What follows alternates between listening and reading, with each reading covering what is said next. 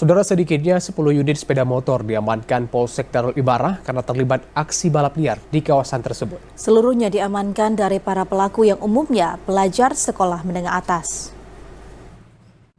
Selain menggunakan knalpot brong, sepeda motor yang diamankan Mapolsek Darul Imarah pada Minggu malam kemarin tidak dilengkapi tanda nomor kendaraan. Beberapa kendaraan juga tidak lagi standar karena telah dimodifikasi penggunaannya. Menurut Kapolsek Darul Imarah, seluruh sepeda motor diamankan dalam razia personil Polsek setempat pada Minggu malam kemarin. Razia digelar menindaklanjuti laporan warga yang resah dengan aksi balap liar di kawasan Jalan Soekarno-Hatta yang kerap terjadi saat libur akhir pekan.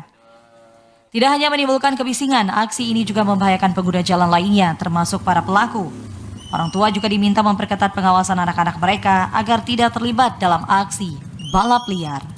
Kami mengharapkan kepada seluruh warga, terutama kepada orang tua, memperketat pengawasan terhadap anak-anaknya, yang mana pada malam liburan mereka keluar mungkin agak larut malam agar lebih ketat mengawasi anak-anaknya ketika malam belum pulang.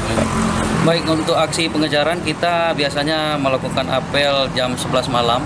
Kita patroli rutin untuk keamanan di seputaran Darul Imarah. Dan pada saat jam-jam agak kecil, anak-anak tersebut biasanya ngumpul di suatu titik. Mereka menunggu sepi jalan, mereka baru melakukan aksi balap liar.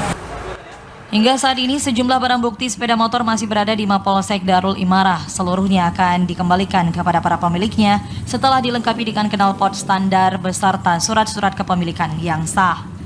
Adapun para pelaku telah dikembalikan kepada orang tua setelah menandatangani surat perjanjian berisi tidak mengulangi aksi serupa. Sementara itu, seluruh knalpot brong yang disita rencananya akan dimusnahkan karena dinilai mengganggu ketertiban masyarakat. Dari Aceh Besar, Arman Konadi, TVRI Aceh melaporkan. Informasi terkait pemilu 2024